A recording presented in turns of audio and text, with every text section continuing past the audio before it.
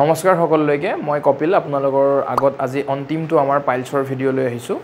তো আজিৰ আমাৰ ভিডিঅ'টো হ'ব ট্ৰিটমেণ্ট অফ পাইলছ মানে আমাৰ পাইলছৰ আমাৰ প্ৰতিকাৰনো কি আমি সেইটোৰ বিষয়ে আজি আমি জানিম আমি চাম আমি আগৰ ভিডিঅ'বিলাকত আমি চাইছিলোঁ আমি প্ৰথম ভিডিঅ'টোত চাইছিলোঁ যে পাইলছনো আচলতে কি হোৱাট ইজ পাইলছ আমি পাইলছৰ বিষয়ে আমি গম পালোঁ পাইলছ বা কেঁচুমুৰীয়ানো কি আমি সেইখিনি বস্তু প্ৰথম ভিডিঅ'টোত গম পাইছিলোঁ আমি দ্বিতীয় ভিডিঅ'টোত চাইছিলোঁ যে আমাৰ পাইলছৰ লক্ষণসমূহ কেনেকুৱা আমাৰ হিমৰইডছ পাইলছ বা কেঁচুমুৰীয়াৰ লক্ষণসমূহনো কেনেকুৱা আমি দ্বিতীয় ভিডিঅ'টোত চাইছিলোঁ আমি তৃতীয় ভিডিঅ'টোত চালোঁ আমি কেঁচুমুৰীয়া পাইলছ বা হিমৰইডছ হ'লে তাৰ কি কি কৰিব লাগে কি কি কৰিব নালাগে কেনেকুৱা খাদ্য খাব লাগে কি কি খাব লাগে কি কি খাব নালাগে এইখিনি বস্তু আমি গোটেইখিনি চাইছিলোঁ আমাৰ আগৰ তিনিটা ভিডিঅ'ত তো আজি আমি অন্তিমটো ভিডিঅ'লৈ আহিছোঁ আজি আমি অন্তিমটো ভিডিঅ'ত চাম ট্ৰিটমেণ্ট অফ পাইলছ মানে কেঁচুমুৰীয়াৰ প্ৰতিকাৰ বা কেঁচুমুৰীয়াৰ প্ৰতিৰোধ ঠিক আছে তো আমি প্ৰথম আমি এটা বস্তু চাম যে ঘৰুৱা চিকিৎসা আমি প্ৰথম চেষ্টা কৰিব লাগিব অস্ত্ৰোপচাৰ নকৰাকৈ কিছুমান ঘৰুৱা চিকিৎসা কৰি কেনেকৈ আমি পাইলছৰ পৰা হাত সাৰিব পাৰোঁ তো আমি অস্ত্ৰোপচাৰ নকৰাকৈ যদি হাত সাৰিব পাৰোঁ তেতিয়াহ'লে আমি অস্ত্ৰোপচাৰ কৰালৈকে যাবই নালাগে আমি সেইখিনি বস্তুৱেই চেষ্টা কৰিব লাগিব তো আমি প্ৰথম সেইখিনি কৰিবলৈ গ'লে চাব লাগিব আমি গৰম শেক আমি প্ৰথম এটা বস্তু চাইছোঁ যে গৰম শেক আপোনালোকৰ মলদ্বাৰত যেতিয়া মাংসপেশী বাঢ়ি আহে যিখিনি অংশত মাংসপেশী বাঢ়ি আহে সেইখিনিত আপোনালোকে এখন কটন কাপোৰত গৰম পানীত ডুবাই কাপোৰখন চেপি লৈ আপোনালোকে সেই গৰম ভাপটো সেই মলদ্বাৰত লগাব লাগিব সেইটো কোৱা হয় আপোনালোকৰ গৰম শেক মানে মই আকৌ এবাৰ কৈ দিছোঁ যে আপোনালোকৰ মলদ্বাৰত যিখিনি অংশত মাংসপেশীখিনি বাঢ়ি আহিছে সেইখিনিত আপোনালোকে কি কৰিব লাগিব এটা কণ্টেইনাৰত গৰম পানী কৰি তাতে এখন কটন কাপোৰ বা কটন আপোনালোকে পানীখিনি ডুবাই লৈ কাপোৰখন চেপি লৈ যিটো গৰম শেক থাকিব ভাপ থাকিব সেই ভাপটো আপোনালোকে সেই অংশখিনিত লগাব লাগিব তো আমি গম পালোঁ যে গৰম শেক দিব লাগিব তাৰপিছত আমি চাম খাদ্যৰ ক্ষেত্ৰত আমি আগৰ ভিডিঅ'টোতো চাইছিলোঁ খাদ্যৰ ক্ষেত্ৰত মই আগত কৈছিলোঁ যে ফাইবাৰযুক্ত খাদ্য মানে যিবিলাক খাদ্যত আমাৰ আঁহ থাকে সাধাৰণতে সেউজীয়া শাক পাচলিবিলাকৰ মই কথা কৈছিলোঁ আৰু ফল মূলবিলাকৰ কথা কৈছিলোঁ ইয়াতো আমি আৰু এটা বস্তু স্পেচিয়েলি চাব লাগিব যে আমাৰ অমিতা কেঁচাই হওক বা পকাই হওক আমাৰ অমিতাত সাধাৰণতে বহুত আঁহ থাকে আৰু অমিতা আমাৰ স্বাস্থ্যৰ কাৰণে ভাল আৰু পাইলছৰ কাৰণেও বহুত ভাল ঠিক আছে তো আমি অমিতা কেঁচা বা পকা আমি এই অমিতা খাবলৈ চেষ্টা কৰিব লাগিব ঠিক আছে তাৰপিছত পকা কল আমাৰ পাইলছৰ কাৰণে বহুত ভাল পকা কল যিমান পাৰোঁ আমি চেষ্টা কৰিব লাগে পাইলছ বেমাৰৰ পৰা ভুক্তভোগী হৈ থাকিলে কল আৰু অমিতা খাবলৈ আমি চেষ্টা কৰিব লাগে তাৰপিছত মই আপোনালোকক ক'লোঁ যে ফাইবাৰ থকা খাদ্য মানে যিবিলাক খাদ্যত আঁহ থাকে ঠিক আছে তাৰে পিছত আপোনালোকে ব্যৱহাৰ কৰিব পাৰে আইচ পেক আপোনালোকে বৰফৰ টুকুৰা এখন কটন কাপোৰত বান্ধি লৈ যিখিনি অংশত আপোনালোকৰ ফুলি থাকে বা মাংসপেশীখিনি ওলাই আহে আপোনালোকৰ মলদ্বাৰৰ পৰা মাংসপেশী বাঢ়ি আহে বা আপোনালোকৰ যিখিনি অংশত মানে ফুলি থাকে সেইখিনি অংশত আপোনালোকে এখন কটন কাপোৰত বৰফৰ টুকুৰা এটা বান্ধি লৈ সেইখিনিত আপোনালোকে 3-4 মিনিটলৈকে লগাব লাগে তেতিয়া আপোনালোকৰ সেই যিখিনি ফুলি থকা অংশ বা মাংসপেশী ওলাই আহে সেইখিনি যথেষ্টখিনি আপোনালোকে পৰিত্ৰাণ পাব তো আমি 3 নম্বৰটো গম পালোঁ যে আমি আইচ পেক বা বৰফৰ টুকুৰা ব্যৱহাৰ কৰিব লাগে ঠিক আছে আমি 4 নম্বৰ এটা বস্তু চাম নাৰিকল তেল আমাৰ সাধাৰণতে সকলোৰে ঘৰত আমি নাৰিকল তেল পাওঁ তো আপোনালোকে কি প্ৰত্যেক দিনে যদি পাইলছৰ পেচেণ্ট হয় তেতিয়া আপোনালোকে নাৰিকল তেল 3 মিনিট বা 4 মিনিট সময় লাগি থকাকৈ এটলিষ্ট সিমানখিনি সময় লাগি থাকিবই লাগিব আপোনালোকে দিনে 3-4 বাৰকৈ এটা টাইম গেপত যদি আপোনালোকে ব্যৱহাৰ কৰে নাৰিকল তেল সেইখিনিয়ে আপোনালোকক পাইলছৰ পৰা যথেষ্টখিনি পৰিত্ৰাণ দিব ঠিক আছে তাৰ লগতে আমাৰ এল'ভেৰা জেল আপোনালোকে যিটো দোকানত পায় সেইটোও লগাব পাৰে আৰু যিটো নেচুৰেল যিটো আপোনালোকৰ ঘৰত কিছুমানে ফুলৰ টাবত ৰাখে তো সেইখিনিৰ পৰা নেচুৰেল এল'ভেৰা জেলটো এইটো আপোনালোকৰ বহুত এটা ভাল মেডিচিন হয় অকল পাইলছ বুলিয়ে নহয় আপোনালোকৰ ছালৰ কাৰণে বা স্বাস্থ্যৰ কাৰণে যথেষ্ট এটা ভাল বস্তু ঠিক আছে তো আমি 4 নম্বৰত দেখিলোঁ নাৰিকল তেল বা এল'ভেৰা জেলো আপোনালোকে মলদ্বাৰৰ যিখিনি অংশ অসুহি থাকে বা যিখিনি ওলাই আহে সেইখিনিত আপোনালোকে ব্যৱহাৰ কৰিব পাৰে তাৰপিছত আমি 5 নম্বৰটো চাম শৌচ বা পায়খানা কৰোঁতে 3 মিনিটতকৈ বেছি বহি থাকিব নালাগে আমি যেতিয়া মই আগৰ ভিডিঅ'টো কৈছোঁ যদি আপোনালোকে শৌচ কৰিবলৈ গৈছে পায়খানা কৰিবলৈ গৈছে আপোনালোকে চেষ্টা কৰিব লাগে যে 3 মিনিটৰ আগতে আপোনালোকৰ শৌচটো ক্লিয়াৰ হয় ঠিক আছে 3 মিনিটতকৈ বেছি বহি থাকিবলৈ আপোনালোকে চেষ্টা নকৰিব হয়তো কেতিয়াবা আপোনালোকৰ 3 মিনিটতকৈ বেছিও লাগিব পাৰে কিন্তু আপোনালোকে চেষ্টা কৰিব যে 3 মিনিটৰ ভিতৰত সেইখিনি সমাপ্ত কৰিব পাৰে ঠিক আছে তো আমি গৰম খেকৰ কথা গম পালো অমিতা কেঁচা বা পকা দুইবিধে খাব লাগিব পকা কলৰ কথা ক'লো আহ থকা খাদ্য মানে ফাইব্ৰাছ যিবিলাক আমাৰ খাদ্য সেইবিলাক খাব লাগিব নাৰিকল তেল আৰু এল'ভেৰা জেল আপোনালোকে ব্যৱহাৰ কৰিব লাগিব শৌচ বা পায়খানা কৰোঁতে 3 মিনিটতকৈ বেছি বহি নাথাকিব বা বেছি বহি থাকিব নালাগে আমি এই প্ৰথম পাঁচটা গম পালো ঠিক আছে 6 নম্বৰ বস্তুটো আমি চাইছো 6 নম্বৰ পইণ্টটো চাইছো আপোনালোকৰ আজিকালি সাধাৰণতে সকলোৰে ঘৰত কি হয় আমাৰ ইণ্ডিয়ান সিস্টেম অফ টয়লেট যেটো মানে আপোনালোকৰ আমাৰ আগৰ পৰা প্ৰচলিত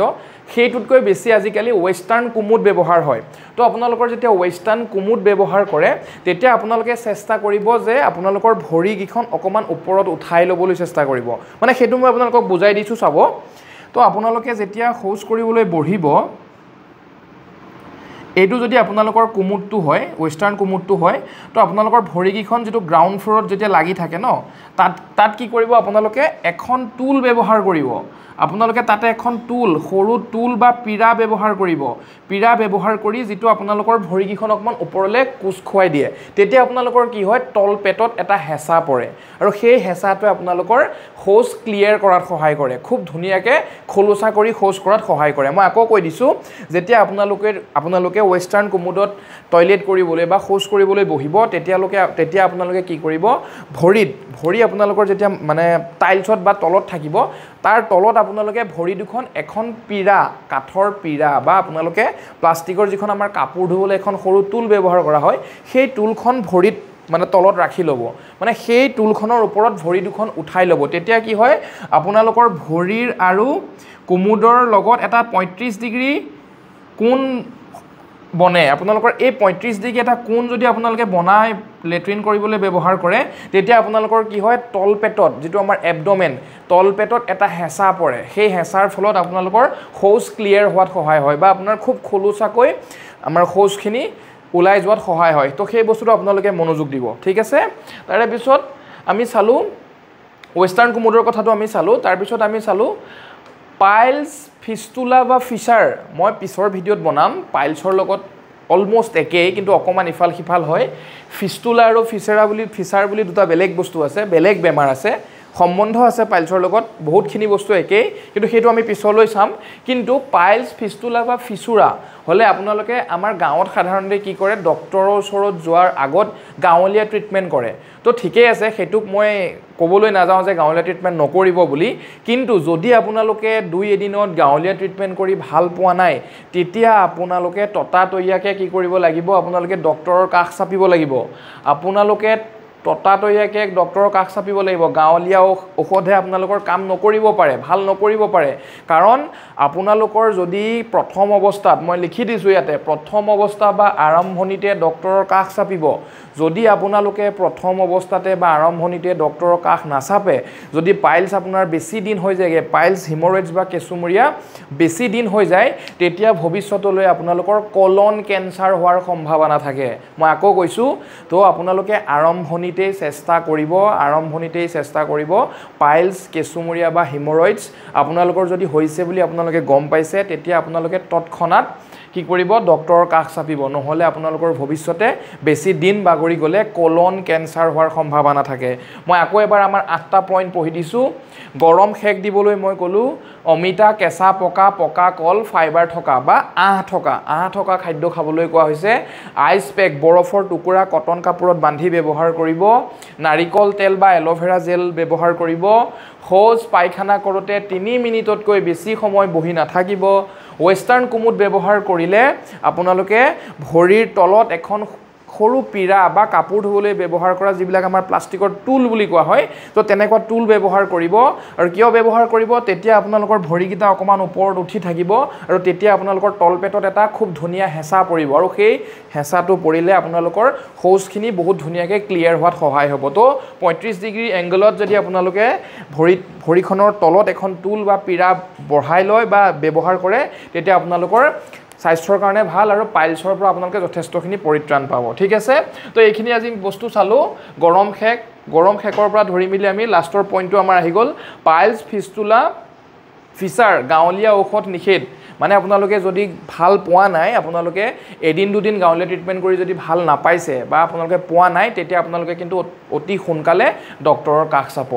আৰম্ভণিতে আপোনালোকে ডক্টৰৰ কাষ চাপিব কাৰণ পিছলৈ আপোনালোকৰ কলন কেঞ্চাৰ হোৱাৰ চান্স থাকে ঠিক আছে তো আমি এইখিনি পইণ্ট বুজি পালোঁ মই আপোনালোকৰ আমাৰ ভিডিঅ'টোৰ শেষত মই বৰ্ডত যিখিনি বস্তু লিখিছোঁ তাৰে ফটোও দি দিম তাৰপিছত আৰু এটা বহুত ভাল বস্তু আছে যোগাসন য়োগা আমাৰ আজিকালি ইণ্ডিয়াতেই নহয় গোটেই বিশ্বত আপোনালোকৰ ইণ্টাৰনেশ্যনেল য়োগা ডে বুলি আমাৰ যোগ দিৱসটো ব্যৱহাৰ কৰা হয় মানে পালন কৰা হয় কিন্তু সেই য়োগাবিলাক আমাৰ স্বাস্থ্যৰ কাৰণে বহুতখিনি ইম্পৰ্টেণ্ট হয় বহুত বেছি ইম্পৰ্টেণ্ট যদি আপোনালোকে অস্ত্ৰোপচাৰ চাৰ্জাৰী অপাৰেশ্যন নকৰাকৈ যদি আপোনালোকে পাইলছ হিমৰইডছ বা কেঁচুমূৰীয়াৰ পৰা যদি পৰিত্ৰাণ পাব বিচাৰিছে তেতিয়াহ'লে আপোনালোকে চেষ্টা কৰিব লাগিব যোগাসন কৰিবলৈ চেষ্টা কৰিব লাগিব ঠিক আছে তো যোগাসন কৰিলে কি হ'ব মই আপোনালোকক কৈ আছোঁ যোগাসন কৰিলে মলদ্বাৰৰ আশে-পাশে থকা মাংসপেশীবিলাকৰ আপোনালোকৰ কি হয় মজবুত হয় মই বুজাই দিছোঁ বস্তুটো আপোনালোকে যেতিয়া যোগাসন কৰিলে কি হ'ব মই আগৰ ভিডিঅ'ত কৈছিলোঁ যে ইণ্টাৰনেল হিমৰইড বা এক্সটাৰ্নেল হিমৰইড আমাৰ দুটা আছে তো কি হয় তেতিয়া আপোনালোকৰ যিখিনি জেগা ফুলি উঠে বা মাংসপেশীখিনি ওলমি আহে সেই আশে-পাশে থকা যিখিনি আমাৰ মাংসপেশী থাকিব সেইখিনিত আপোনালোকৰ কি হ'ব মজবুত হ'ব মানে মলদ্বাৰৰ আশে-পাশে থকা মাংসপেশীবিলাক মজবুত হ'ব আৰু যাৰ ফলত আপোনালোকৰ যদি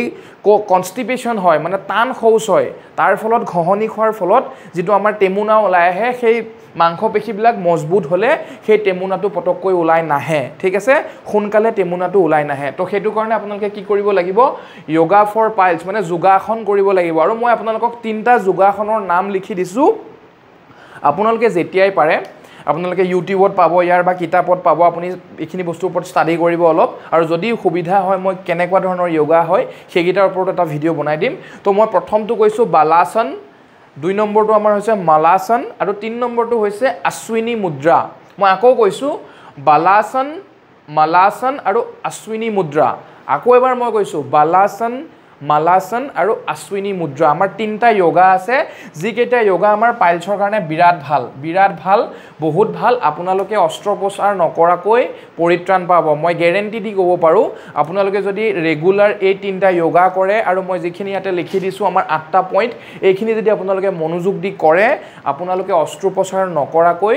ঘৰতে আপোনালোকে নিজৰ পাইলছ নিজৰ কেঁচুমূৰীয়া নিজৰ হিমৰইডছ আপোনালোকে ঠিক কৰিব পাৰিব আমি যিখিনি এইখন বৰ্ডত আৰু আমাৰ এইখন বৰ্ডত মই যিখিনি বস্তু লিখি দিছোঁ এইখনত আমি দেখিলোঁ ট্ৰিটমেণ্টখিনি ঘৰুৱা ট্ৰিটমেণ্ট বিশেষকৈ ঘৰুৱা ট্ৰিটমেণ্ট যিখিনি আমি প্ৰত্যেকেই ঘৰত কৰিব পাৰোঁ আৰু এই যোগাসন 3টা যিটো আমাৰ যোগ বুলি কোৱা যায় 3টা যোগ মই লিখি দিছোঁ এইকেইটা যোগ আপোনালোকে ঘৰত চেষ্টা কৰিব প্ৰেক্টিছ কৰিব ৰাতিপুৱা যদি কোনোবাই ৰাতিপুৱা নোৱাৰে গধূলি হ'লেও কৰিব ৰেগুলাৰ কৰিব প্ৰত্যেক দিনাই কৰিব তো আপোনালোকে বহুতখিনি সকাহ পাব তো অৱশেষত মই ক'ব বিচাৰিছোঁ আমি 4টা ভিডিঅ' শেষ কৰিলোঁ তো পাইলছ আমাৰ হিমৰইডছ পাইলছ বা আমাৰ কেঁচুমূৰীয়া তো আমি গম পালোঁ আমি কি পাইলছনো কাক কয় আমি সেইখিনি বস্তু গম পালোঁ লক্ষণসমূহ আমি গম পালোঁ কি কৰিব লাগে কি খাব লাগে কেনেকুৱা খাদ্য প্ৰণালী ব্যৱহাৰ কৰিব লাগে সেইখিনি বস্তু আমি গম পালোঁ আৰু আমি আজিৰ ভিডিঅ'টোত গম পালোঁ যে ট্ৰিটমেণ্ট অফ পাইলছ বা কেঁচুমূৰীয়াৰ প্ৰতিকাৰ বা কেঁচুমূৰীয়াৰ প্ৰতিৰোধ বা ঘৰুৱা চিকিৎসাৰে কেনেকৈ পাইলছ বা হিমৰইডৰ পৰা আমি প্ৰতিকাৰ পাব পাৰোঁ সেইখিনি বস্তু আমি চালোঁ তো আপোনালোকে মোক কমেণ্ট কৰি জনাব আপোনালোকে নেক্সট আৰু কেনেকুৱা ধৰণৰ বেমাৰৰ ওপৰত জানিব বিচাৰে সেইখিনি বস্তু মোক আপোনালোকে কমেণ্ট কৰিব আৰু যিখিনি পেচেণ্ট আছে আপোনালোকৰ পাইলছৰ যিখিনি পেচেণ্ট আছে তো আপোনালোকৰ কেনেকুৱা ধৰণৰ প্ৰব্লেম আছে মোক কমেণ্ট কৰি জানিব দিব তেতিয়া মই আপোনালোকক সহায় কৰিব পাৰিম আৰু আপোনালোকক কেনেকুৱা ধৰণৰ ভিডিঅ' লাগে কি বেমাৰৰ ওপৰত বনাম আপোনালোকে মোক কমেণ্ট কৰি জনাব তো আমি নতুন এটা টপিকৰ লগত নতুন এটা বেমাৰৰ লগত আমি আকৌ লগ লগ পাম যিখিনি বেমাৰ আমাৰ সাধাৰণতে কমন পোৱা যায় মানে যিখিনি মানুহে লাজ কৰে বা লুকুৱাই ৰাখে তেনেকুৱা এটা বেমাৰৰ লগত জানিবলগীয়া যিখিনি বস্তু আমি ঘৰতে প্ৰতিকাৰ কৰিব পাৰোঁ তেনেকুৱাবিলাক কথা লৈ আমি নতুন এটা ভিডিঅ' লৈ আকৌ আহিম তেতিয়ালৈকে আপোনালোক ভালে থাকিব সুস্থ থাকিব স্বাস্থ্যৰ প্ৰতি যত্ন ল'ব আপোনালোকে যিবিলাক নতুন আছে তেওঁলোকে ছাবস্ক্ৰাইব কৰিব আৰু চেনেলটো যিমান পাৰে শ্বেয়াৰ